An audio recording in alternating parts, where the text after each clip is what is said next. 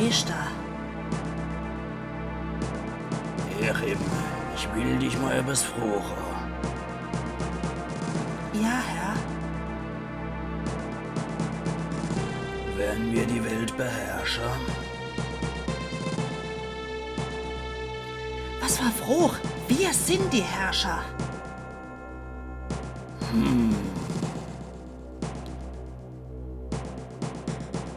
Aber warum Furcht, Herr?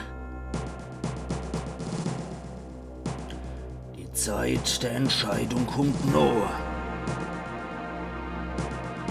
Du meinst, das Lufia-Schwert erklingt. Wärst du, Gear? Jawohl, Herr.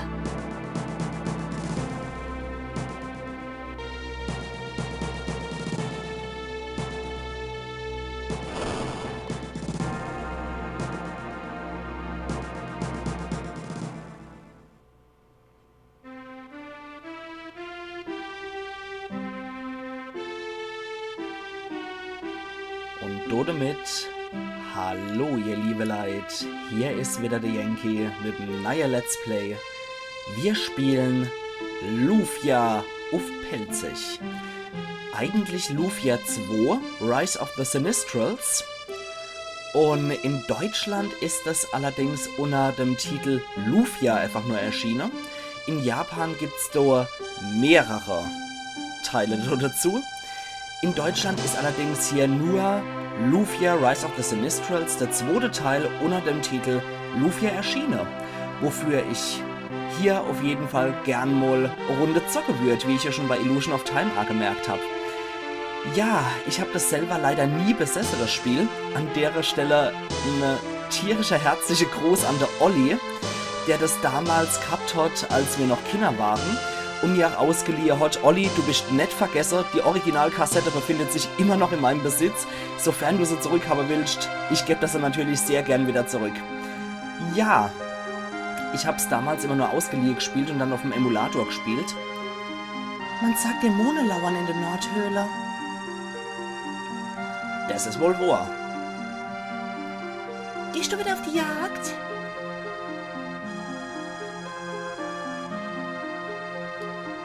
Jo, Tifa, das ist meine Bestimmung.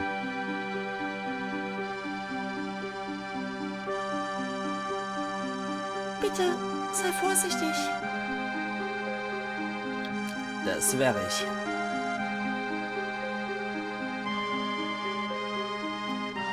Das sagst du immer, aber trotzdem.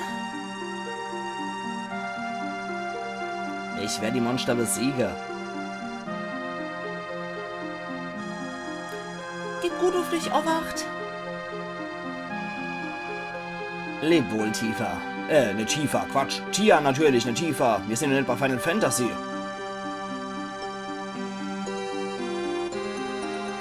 Ja, hier werden so ein bisschen die Charaktere noch vorgestellt. Oh, geil, du bist hier. Jana, was ist denn los? Und Jessie hat nach dir gesucht. Was, ehrlich? Und sie war ein bisschen sauer. Warst du frech? Niemals. Ach ja?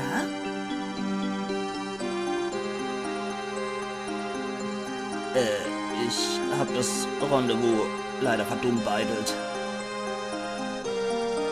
Ach, typisch Männer. Unglaublich ist das. Ein Mann muss halt machen, was ein Mann machen muss. Und zwar dumme Allgemeinplätze verdelen. Und blöde Standardsprüche reißen. Ja, verstehe. Dann heirat doch ein Monster.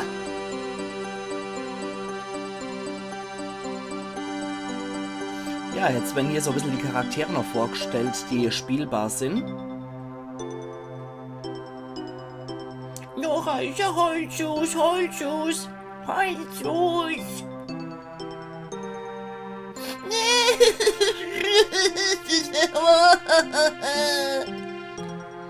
Ihr sollt gleich nicht so benehmen, Buwe.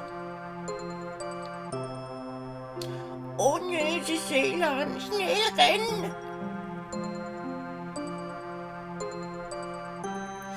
Seelan,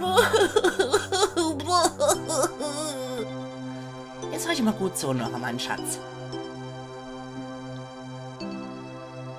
Die sind gemein, aber du musst stark sein.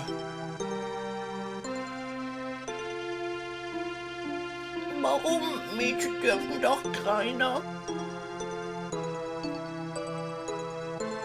Ja, aber die Träne von einer Frau...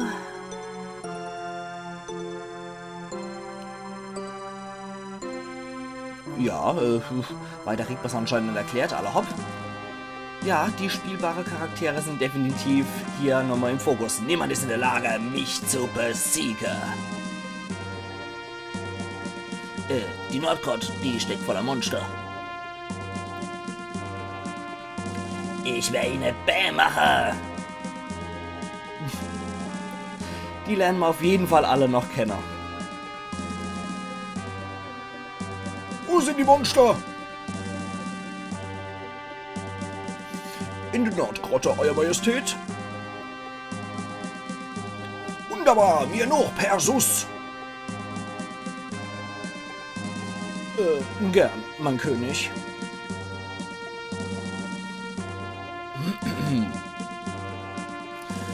Ach, Dicker.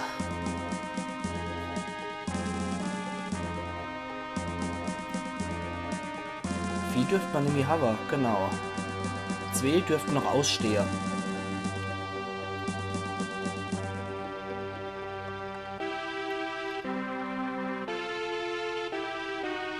Ist aber ein sehr ausgedehntes Intro, muss ich zugeben. Ich hab's! So kann's gehen! Jetzt hab ich's kapiert! Es kann losgehen!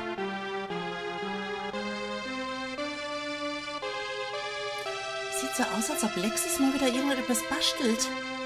Ach, seine Erfindungen gehen nie, wie sie sollen. Stimmt, das letzte hat das Schiff versenkt.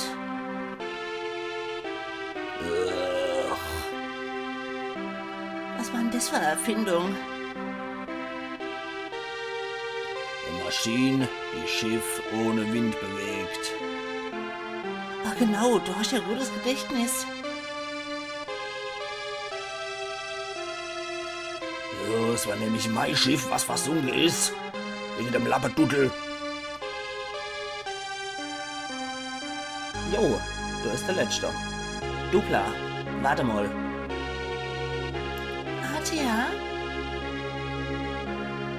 Dupla, wo warst du bloß?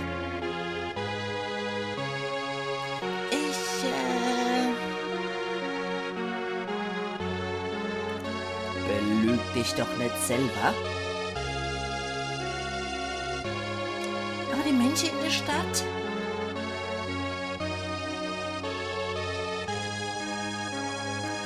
Dupla, sag jetzt nichts mehr.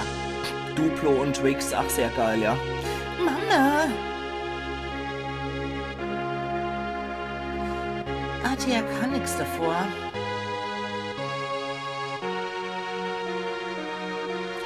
Ach, Twixer, warum gibt's dich nicht doppelt? Atia, es war für dich sicher auch schwer.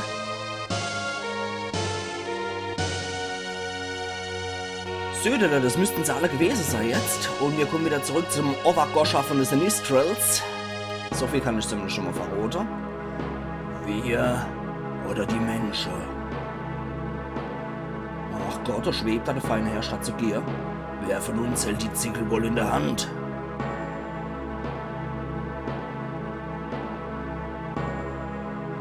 Lufia-Schwert. Kennst du die Antwort? Da. Ja, ich freue mich wie Sau. Obwohl ich es nie selber besessen habe, sondern immer nur auf dem Emulator gespielt habe, war Lufia dann doch wirklich eins von den Spiele, die ich sehr gern gespielt habe. Ihr könnt es auf jeden Fall auch noch sehen, Dotra, bevor sich das Intro jetzt wieder von vorne für die ganze 10 Minuten wiederholt. Das könnt ihr an meine Spielstände hier sehen. Ich habe hier sehr fleißig schon gezockt. Aber heute habe ich mir auf jeden Fall noch einen Spielstand freigehalten und da legen wir auch gleich mal los. Ihr kennt mich insofern, wenn ihr schon mal ein paar Mal bei mir Let's Plays geguckt habt. Ich lasse die Leute immer ganz gern bei dem Namen, den sie eigentlich haben. Link heißt bei mir Link, Ark bei Terranigma heißt auch bei mir Ark. Ich nenne die nicht irgendwie Yankee oder was, ich finde es immer etwas blöd, sondern ich gebe denen schon ihr Name, die sie schon vorgeben haben. Und außerdem kennt ihr mich auch insofern, dass die erste Episode immer ein bisschen länger ist. Das heißt, die heutige Episode, allein schon wegen dem 10-Minuten-Intro, was doch etwas länger war als gedacht, habe ich schon lange nicht mehr in voller Gänze geguckt, das Intro. Ja, allein schon deswegen muss es sich lohnen, die 30 Minuten voll zu machen. So, Maxim heißt er natürlich und wir starten direkt hier mit unserer rote, geltolle Maxim. Tia, bist du hier? Sei gegrüßt, Maxim, wie war denn der Jagd? Ja, ganz gut, ich habe 6 Blobs erlegt. Mal gucken, das sind dann 120 Goldmünze. Moment mal, Tia, es sind 6 Blobs, das macht genau 180 Goldmünze. Ja, du hast ja recht, Maxim, aber die Prämie ist gesenkt worden. Es gibt einfach zu viele Dämonen hier. Jo, Allah, es werden von Tag zu Tag mehr. Ich frage mich da, woran es dann liegt. Das ist ja beängstigend. Ja, eigentlich soll ich mich ja glücklich schätzen. Schließlich bin ich ja Dämonenjäger. Maxim, hast du eigentlich jemals dran gedacht, einen normalen Beruf zu ergreifen? Was ist denn für dich dann ein normaler Beruf? Wie wär's dann mit Ladebesitzer zum Beispiel? Ich und Ladebesitzer, ganze Tag im Lade rumstehe. Niemals! Der begreift, worauf ich hinaus will. Hast du irgendwas gesagt hier? Ach, vergiss es, hier ist der Gold. Ach Gott, Maulschelle gab's noch gratis dazu? Gucken wir doch gerade nur noch der arme Frau. Oh, was ist denn los? Bitte pass auf dich auf, kann ich dir irgendwie helfen? Ja, gucken wir doch mal. Wir haben 120 Gold im Sack. Der lebt erst so ein bisschen von der Hand in den Mund. Waffe haben wir, epische Bratpfanne, super Messer, geiles Obstmesser und so ein gieriger Degen. Sollte man unser ganzes Geld dafür rausschmeißen. Ja, Tablett oder Waschbrett. Ne? Sind ja richtig geile Sachen, die wir haben. Immer im ersten Dorf gibt es halt immer den geilste Scheiß. Deswegen, da muss man immer mit solcher epischer Anfängersache rechnen. Ich finde es so geil, da gibt es so Grafik dazu, wie so ein Stufe 1 Abenteurer aussieht, wo man dann so einen Lumpe gehüllte Typ mit einem Knüppel der Hand sieht, der gegen Krabbe boxt. Also, so kann man sich das schon in etwa vorstellen. Warum kommt hier eigentlich mit jedem klar, nur mit dir nicht? Ja, warum wohl? Liebe. Ich konnte hier bisher Kreische hören, du sollst dich mal bei ihr entschuldigen. Hab ich doch. Aber, naja, egal. So, wie sieht's mit dir aus? Hey Maxim, wie war die Dämonenjagd? Ah, 6 Blobs halt, ne? Ich muss noch Tarika gehen, um meinem Großvater Tee zu besorgen. Denk schon, dass die Dämonen ihr Präsenz in der Höhle noch Tarika verstärkt haben? Ja, das scheint ja wohl so, ne? Die Stadt scheint so friedlich. Und du? Der Schwertkünste sind hervorragend, du scheinst ein Naturtalent zu sein. Ja, Level Enser halt. Letzte Nacht habe ich eine rote Lichtballe in die nördliche Seestürze sehen, was das wohl heißen soll. Ah, das werden wir noch erfahren. Was mit dir? Ich habe in den letzten Tagen grausame Visionen gehabt. Ich hoffe, die werden nicht eintreffen. Ach Gott, wer sich hier für einen Seher hält. So, gucken wir doch mal hier rein. Was mit dir, Opa? Meine Enkelin Nettie ist noch Tarika gereist, um köstliche Tee zu kaufen. Ich freue mich schon so sehr. Ja, ab einem gewissen Alter hat man halt nichts Besseres mehr als Tee. Ja, du kann man normalerweise immer speichern in der Kirche. Wie sieht's mit dir aus? Ich habe Könige sterben und Dämonen kreine gesehen. Ich bin allwissend. Über welches Thema soll ich dich unterrichten? Ich glaube, der ist aus der örtlichen Klapse ausgebrochen. Ja, lass das mal sein. Kannst jederzeit wieder herkommen, wenn dich noch weitere Infos dürstet. Ach Gott, der feine Herr. Dann gehen wir mal in den Zauberlader. Ich grüße dich, will ein Zauberwilst erwerben. Gucken wir doch mal. Stark, ja, wir sind leider zu arm für die ganze Sache. Zauber sind halt teuer. Die Habene von Zauber bedarf großer Erfahrung, soll ich in die magische Rite einweihe? Nö, Aha, du weißt also schon alles. so ist das nämlich.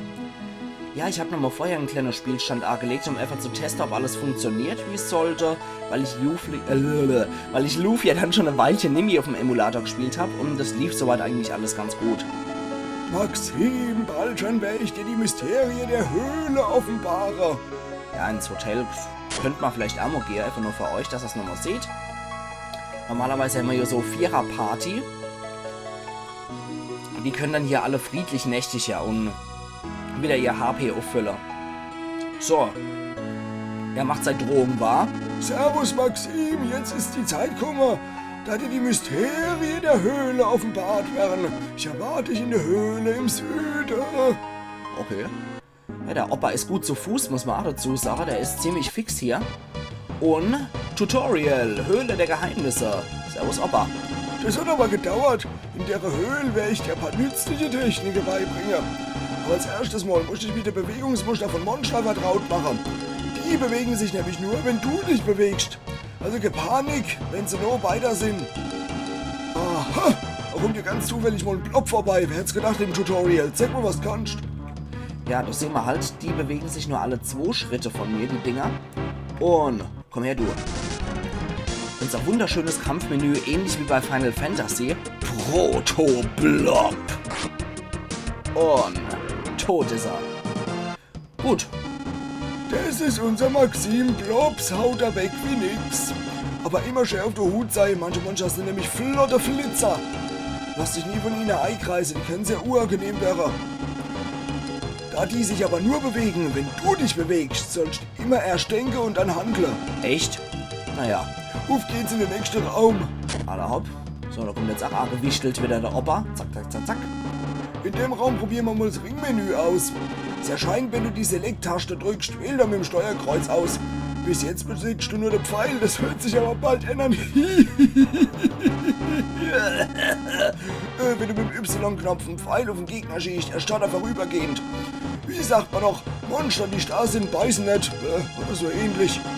Erstarrte Gegner kannst du berühren, ohne dass es zum Kampf kommt. Die Gegenstände aus dem Ringmenü stehen dir in unbegrenzter Anzahl zur Verfügung. Mit Select und dem Y-Knopf hast du das Ringmenü im Griff. Du wirst gut gebrauchen können.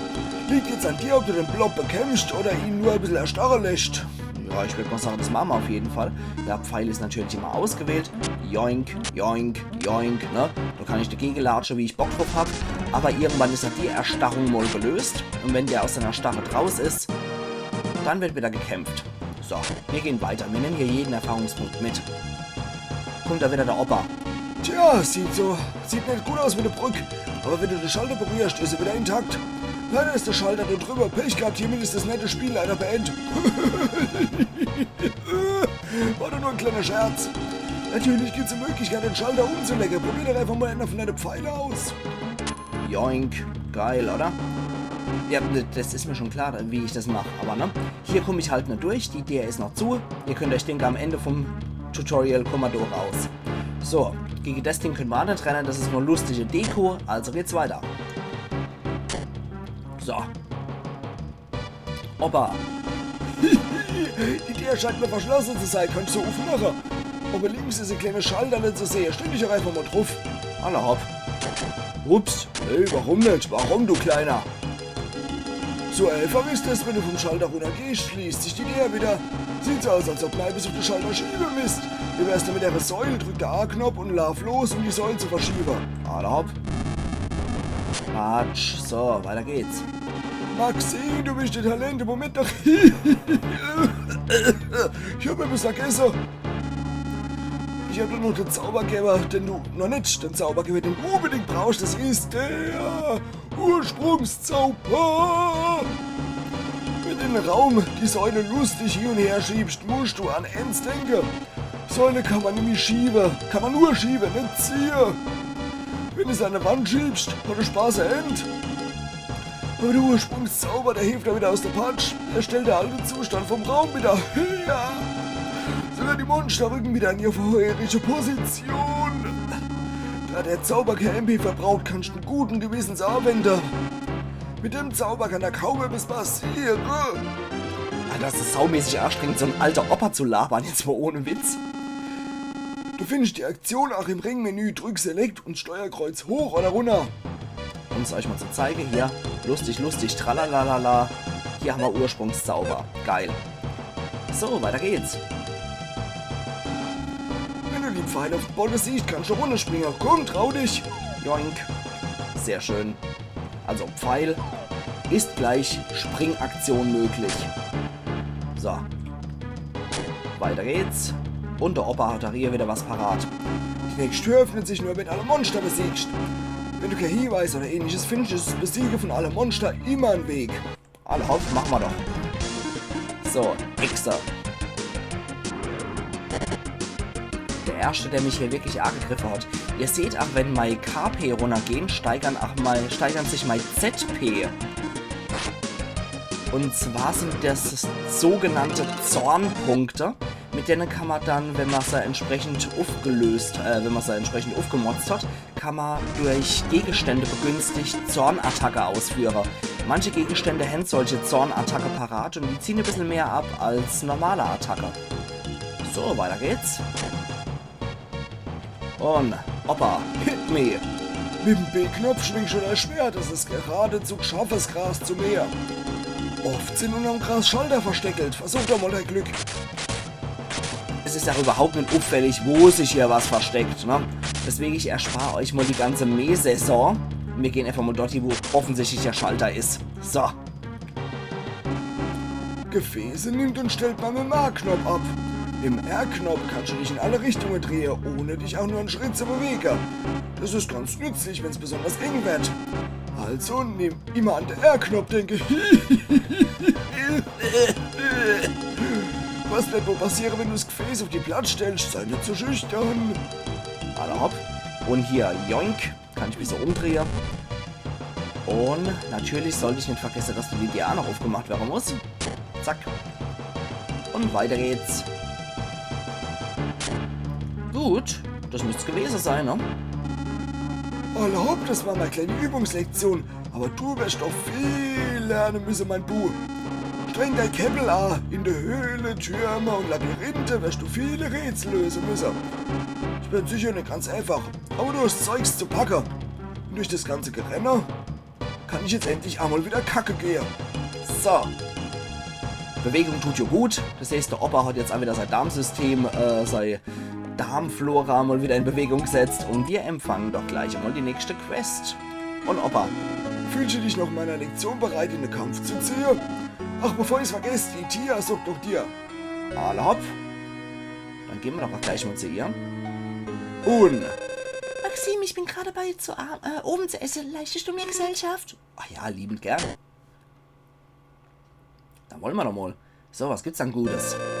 Ich habe was ganz Besonderes zubereitet. Warte mal eine Sekunde, ich bin gleich zurück.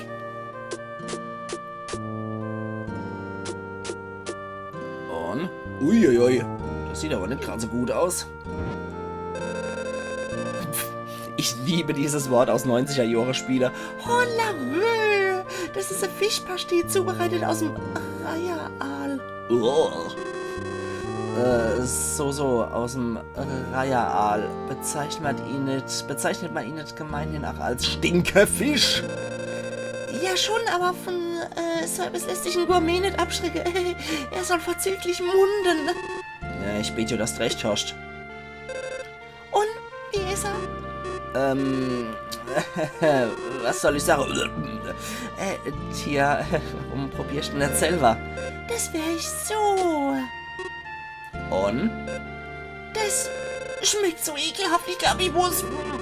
Bitte nicht hier, Tia. Beruhig dich, das hat sicher nichts mit deiner Kochkünste zu tun. Warum musste ich auch einen Stinkefisch kaufen? Ach, mach da nichts draus. Wir können uns auch eine Pizza bestellen. Dabei wollte ich dich mit dem leckeren Essen verwöhnen. Ja, vielleicht schmeckt er ja besser, wenn wir ein bisschen Pfeffer, Tabasco und Paprika dazugeben. Tatsächlich, jetzt schmeckt er richtig würzig. Man kann jetzt essen, ohne von Übelkeit befallen zu werden. Ja, großartig, ne? Ja, du hast recht. Ich glaube, ich will jetzt öfters mal einen Stinkefisch machen. Wehe, wenn. Aber ein lustiger Abend war's trotzdem. Das fand ich auch. So, ich bin satt. Ich mache uns ein bisschen Tee. Ja, jeder nur 2 Bisse von einem ekligen Ding, du Gesser. Bitteschön. Ja, danke, Tia. Maxim, sag mal. Ja? Bist du nicht müde, die ganze Dämonen zu jagen? Warum stellst du mir die Frucht? Du bist der einzige Dämonenjäger, den ich kenne. Ich frage mich, warum du das machst. Ja, ich kann schon, solange ich denken kann. Ich habe mich noch nie gefragt, warum. Ich habe noch nie einen Mensch wie dich getroffen. Was? Ist es schon so spät? Ich muss jetzt aber los. Danke fürs Essen, Tia. Ich gucke mal wieder vorbei. Wärst du nicht noch ein bisschen bleiben? Da oben ist noch so jung. So wie wir. Ich muss jetzt noch was erledigen. Mach's gut, Tia. Der steht so ein bisschen auf dem Schlauch. So ganz in der Tradition japanischer Helden, die gutmütig doch ziemlich dämlich sind. Hier stinkt erbärmlich. Was hast du dann gefressen? Das will ich nicht wissen. Hast du wirklich den ekligen Stinkefisch gegessen? Mann, du bist ja echt hart. Und Da kommt was. Und zwar ein Typ. schlechte Nachrichten. Welcher? In der Höhle auf dem Weg nach Tarika wurde ganz in der Dämonenhorde gesichtet. Ist das wahr? Das ist ja schrecklich. Nettie, wenn die Kreaturen auch in unsere Stadt kommen. Na, ich will's ja nicht hoffen. Unglücklicherweise ist das nicht das einzige Problem, was wir haben. Was Menschen da damit? Die Dämonen haben die Tür von der Höhle verschlossen. Ohne Schlüssel kommen wir nicht mehr nach Tarika. Das ist schlecht. Mach Sache. Hat irgendjemand einen Vorschlag, was wir machen könnten? Ne. Ich nicht. Aber Hauptsache mal zum Obak stürmt, während er das gebrüllt hat, einfach nur, dass er uns den Weg nicht versperrt. Stimmt's, dass Dämonen in der Nordhöhle gesichtet wurden? Du weißt doch Bescheid, oder? Schon seit Jahren reise ich nach Tarika, um das Lieblingstier von meinem Opa zu kaufen. Aber es ist nicht mehr so möglich. Der Opa wird ganz sehr zufrieden sein. Sind jetzt auch die Teufelsgeschöpfe von der Nordhöhle noch blutgierigen. Maxim, kannst du da nichts dagegen machen. Die Kreaturen in der Nordhöhle sind sehr stark, nicht nur ein bisschen. Das eigentliche Problem ist, die blockiert der. Maxim, nur du kannst den Schlüssel aus der Klaue von der Bestie befreien. Mach etwas für uns. Ja, wie immer halt, ne? Um Himmels Willen, was geht hier vor? Maxim, du musst doch drüber Bescheid wissen, oder? Du bist hier der Einzige, der uns vor den Kreaturen schützen kann. Jo, natürlich mache ich das, du freundlicher Opa. So, wir schauen mal gerade, ob wir genügend Kohle haben. Wir wollen wirklich... scheiße, die Monster haben überhaupt nichts fallen lassen. Blöde Viecher, 60 Gold hin sie fallen lassen. Okay, dann speichern wir auf jeden Fall mal. Hallo und hallo, was kann ich für dich machen? Ja, ich würde ganz gern sichern. Und... tschüss. Wir gehen nämlich weiter zur Nordhöhle. Die haben wieder ihre gewohnte Plätze eingenommen, wo sie dappig was ich hier stehen. Ja, vielleicht sagen wir noch hier, tschüss. Ich will jedes Motiv haben, Sache. Aber das hängt einfach mit Final Fantasy zusammen. Maxim, bitte pass auf dich auf. Kann ich dir irgendwie helfen? Ach, das lassen wir erstmal. Wir kriegen ja in der Höhle ein bisschen Ausrüstung. So. Dann geht's jetzt, nachdem wir gespeichert haben, natürlich direkt ab zur Nordhöhle. Aber erst müssen die Blobs dran labern. Ja, so viel ziehen sie nicht ab. Das ist ja ganz gut so. Zack. Aber ich meine, unser großartiger Held ist gerade nur mit dem Obstmesser bewaffnet. Das ist schon etwas erbärmlich. Ja, hier herrscht auch wie bei Final Fantasy das Gesetz der Karte, könnte man sozusagen sagen. Alles, was auf der Welt rumfleucht und kreucht, kann durch Zufallsbegegnungen hier als Kampf enden. Höhle nach Tarika, Untergeschoss 1. Alle hopp. Hallo, du lustiger Hansel. Die junge Frau hat die Höhle betreten. Ich wollte sie aufhalten, aber es war bereits zu spät. Irgendwie hat die seltsam ausgesehen. Ich habe das Gefühl gehabt, dass ihr sie besser nicht aufhalten sollt. Ja, genau. Du bist anscheinend auch so ein ganz mutiger. So, kümmern wir uns erstmal um die Echse. Gegner, die weiter hinten stehen, haben natürlich ihre bessere Verteidigung, soll ich auch noch erwähnen. Deswegen immer die vorne töte. Dann sind die Bestien hinten ohne größere Schutz durch ihre Stellung. Oh Gott, Entschuldigung. Das war eben ein bisschen zu viel Luft eingesogen und das war Körperbeherrschung, Anna hat gekotzt. So, hier ist Zugschlosser. Da kommen wir nicht durch. Hebel kann uns auch nicht helfen. Und dieser lustige Pilz hier, der Waldpilz. Also manche Gegner sind echt sehr cool animiert, muss ich sagen. Die finde ich ja recht urig gemacht. Oh, halten wir noch 4er oder 5er aus? Sollten wir, ja. Die stecken nämlich 2 Schläge ein, die Biester. Ja, noch einer sollten wir eigentlich aushalten. Gerade mal gucken, hier in dem Menü macht diese Zornesattacke. Aber unser derzeitige Gammelgegenstände haben sowas leider nicht in petto. Ja komm, das sollten wir noch aushalten.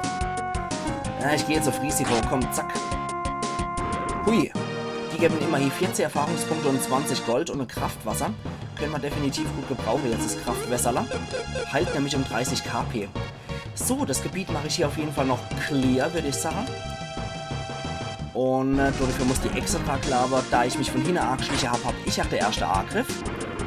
Denn unsere 30 Minuten sind vorbei, ihr liebe Leute. Und ich würde sagen, die Nordgrotte als unser erster richtiger Dungeon außerhalb vom Tutorial, die machen wir dann morgen weiter.